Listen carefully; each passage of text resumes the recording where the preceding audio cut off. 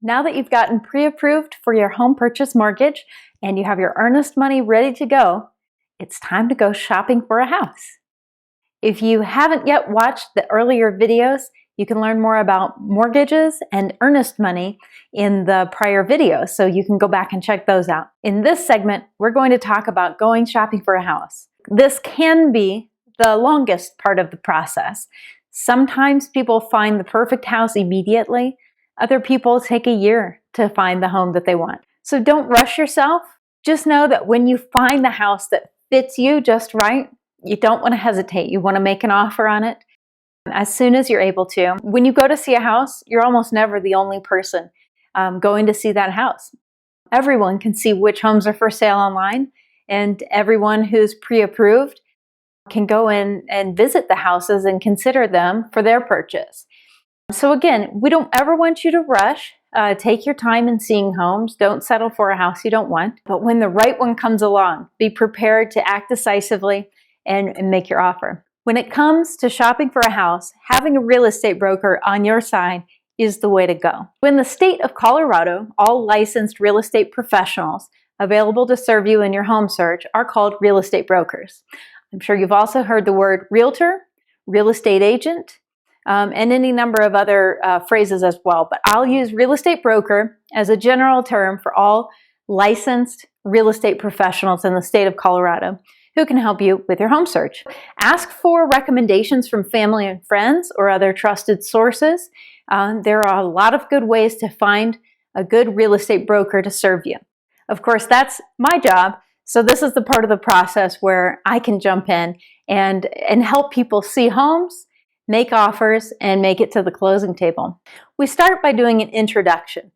We do question and answer. I like to make sure that you really understand what to expect from the process start to finish in terms of finances, in terms of timing, stress, preparation.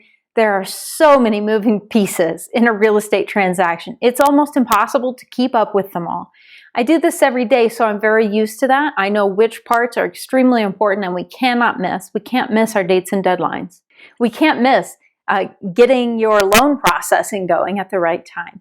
There's a lot of critical steps throughout the process. So we begin by just talking about it. And along with that, then I like to hear what you're looking for.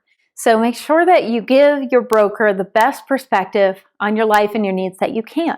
For most people, there's a number of minimum requirements. Location is very personal. Everyone has a different concept of where they would like to live. So if you feel strongly about location, make sure to describe that to your real estate broker in as much detail as you can. So perhaps 20 minutes from work, or in the school district that you prefer, or near your family. Whatever is important to you in location, that's how we'll pick. So we start with that, and then we talk about size. How large of a home do you want? A lot of people think it's good practice to not buy a house bigger than you need. The bigger the house, the more the upkeep, the maintenance of the home. On the other hand, it's also nice to purchase a home that you can grow into. So if you see your family expanding in the future, it makes sense to purchase a home a little larger than you currently need so that it will suit you for a long time. So you could go in either direction. Of course, we need to know what price point we're shopping in. That will be based on your pre-approval with your mortgage lender. Then we'll talk about how many bedrooms do you need as a minimum, how many bathrooms, do you require a garage or carport, and if yes, how many spaces. We would discuss layout. Do you like all your living space on one level? Do you like a two-story home or something else? There's actually a lot of different layouts that we could consider. And then you have your house versus townhouse question. So townhomes and condos essentially always have an HOA. Typically, the HOA manages the exterior of the building, including building insurance, oftentimes roof maintenance, siding maintenance, almost always the landscaping, the parking areas. So that takes a lot of maintenance off of your hands. If you like that style of living, they tend to cost less on the purchase price, but you do owe that HOA payment every month. That should also include snow removal and trash service generally too, as well as possibly other things like a pool or a community center. So we can look at townhomes and condos if that interests you. If you really see yourself living in a single family home, then that's what we would focus on. So a single family home is also called a freestanding house. It's not attached to another home. Freestanding homes may or may not have an HOA. There's lots of different arrangements. Some HOAs are, let's say, $30 a month, and they just take out your trash. So there can be some very simple HOAs. There can be some very involved ones. Just depends what lifestyle you prefer. So I got a little carried away talking about the house itself. Of course, there's many more variables, from flooring to views to windows to yard. There are so many variables in a home. We would talk about all the ones that are most important to you and which perhaps you could accept as they are and maybe make changes in the future. But let's move on from that. I could really talk about the houses all day long. So let's talk about your process of going to see those homes. What does that look like? Well, first we set you up with a search. I use the Pikes Peak MLS system, generally speaking. Denver has a separate system that I also have access to, so we can search there as well. You may or may not have heard of the MLS. That's Multiple Listing Service. That's where all real estate brokers input the listings that they have available for sale. So that's definitely your quickest, easiest, one-stop shop place to go to look for a house. There's many search sites online. Those are great when you're thinking about buying. When it is time to buy, you definitely want an MLS search through a real estate broker so that you can see everything up to the minute. It will tell you what's really under contract already or what's newly listed. You might miss these things on other online search platforms. The MLS provides a robust set of information, room sizes, inclusions, detailed descriptions, typically plenty of photos, the map, everything that you need to analyze a home before you go see it. A lot of times, especially at the start of your search, it makes a lot of sense to drive past some of the listings first. Get a sense of those neighborhoods and discuss whether you feel like that would be a place where you would enjoy living. And I emphasize place because location is the one thing we cannot change. Even if you bought a small house, you could add an addition and make it a bigger house. But when it comes to the location of the home, you can't pick it up and move it. So focus on location first and foremost, and get a sense of the different neighborhoods that have homes in them that fit your criteria. So after you start an MLS search with a real estate broker, just let us know which houses appeal to you. Some days there might be 5, some other days there might be 1. Whatever it is, pick up the phone and call, text, email. Let us know it's time to go see those homes. You don't want to sit at home when something hits the search that you like. Don't hesitate. So we'll get out there, go inside, take your time looking around, kind of analyze the condition. The photos can be tricky. I always say you can't smell photos. So there's a lot to learn from being on site. That said, if you're out of town, if you're sick, if one party's unavailable to come to the showing with the other party, we can always use a video call so that you can still get a really in-depth look at every nook and cranny of the properties that we go see. So we want to look around the exterior. So it's always great if we can go while there's daylight out so we can see the condition of the siding, of the yard, and so on. And then look in the interior, in the crawl space, basement if possible. Your real estate broker is not a home inspector, but we do know a lot. We've seen a lot of things on other people's home inspections, so we can always point out things that may remind us of things that we've seen before. Ultimately, you want to rely on your home inspector to do a really good, thorough check of the home.